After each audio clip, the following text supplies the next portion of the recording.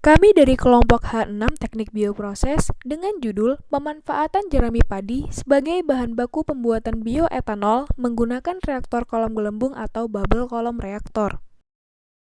Apa sih bioetanol itu? Jadi, bioetanol ialah etanol atau senyawa alkohol yang diperoleh melalui proses fermentasi biomasa dengan bantuan mikroorganisme.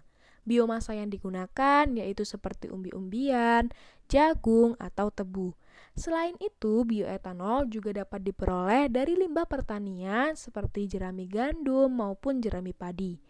Kegunaan bioetanol secara populer ialah sebagai bahan bakar kendaraan bermotor. Penggunaan bioetanol dapat mengurangi emisi gas rumah kaca secara signifikan karena dibuat dari bahan nabati. Bioetanol bisa dipakai secara langsung sebagai bahan bakar nabati atau sebagai aditif pada bensin dengan perbandingan tertentu, yakni yang biasa kita kenal dengan gasohol atau gasolin alkohol, di mana jika dicampurkan ke bensin, bioetanol dapat meningkatkan angka oktan secara signifikan. Kenapa sih kita perlu bioetanol?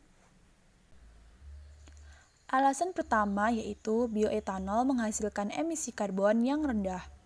Lalu yang kedua, penggunaan bioetanol sebagai bahan bakar untuk mengganti bensin ataupun solar dinilai lebih ramah lingkungan jika dibandingkan dengan bahan bakar tersebut.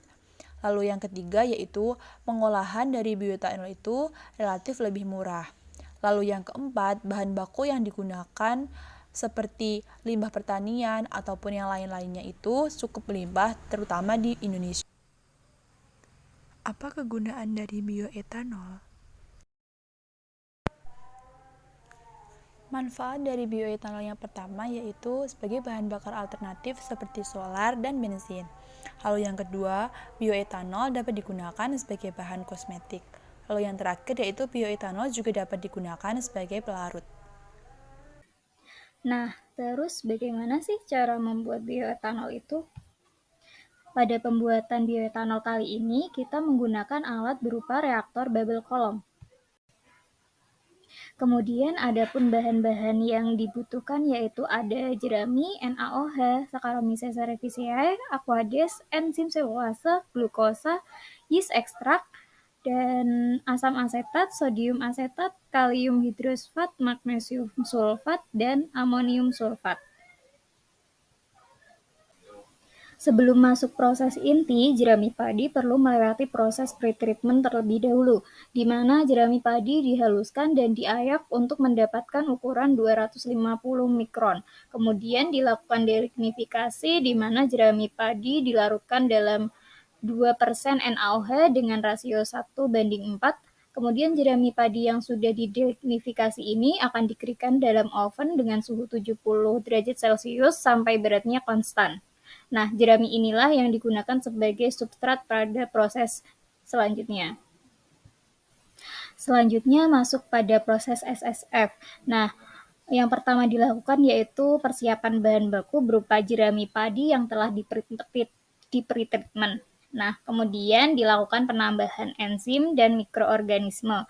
Enzim dan mikroorganisme ini ditambahkan secara bersamaan untuk memulai proses hidrolisis dan fermentasi. Kemudian dilakukan pengaturan kondisi reaktor seperti suhu, pH, dan kondisi lainnya diatur sesuai dengan kebutuhan enzim dan mikroorganisme yang digunakan. Kemudian dilakukan pemantauan dan pengambilan sampel. Selama proses SSF ini, sampel diambil pada interval waktu tertentu untuk memantau konversi selulosa menjadi gula dan produksi etanol. Sampel ini dapat dianalisis untuk mengukur konsentrasi gula dan etanol. Nah, kemudian setelah itu dilakukan pemisahan produk. Produk fermentasi yang mengandung etanol dapat dipisahkan dari residu padatan menggunakan metode pemisahan yang sesuai seperti destilasi dan filtrasi. Selanjutnya yaitu mengenai reaktor apa yang digunakan dalam pembuatan bioreaktor dari sekam padi ini. Jenis reaktor yang digunakan yaitu reaktor kolom gelembung, yaitu di mana reaktor kolom gelembung yaitu sebuah reaktor yang berbentuk bejana silinder dengan distributor gas berada bagian bawah atau dasar, dan reaktor jenis ini ideal untuk digunakan pada proses SFF atau Simultaneous Saccharification and Fermentation. Adapun alasan pemilihan dari ini yaitu reaktor gelembung digunakan untuk bersandar karena reaktor gelembung ini merupakan reaktor yang ideal.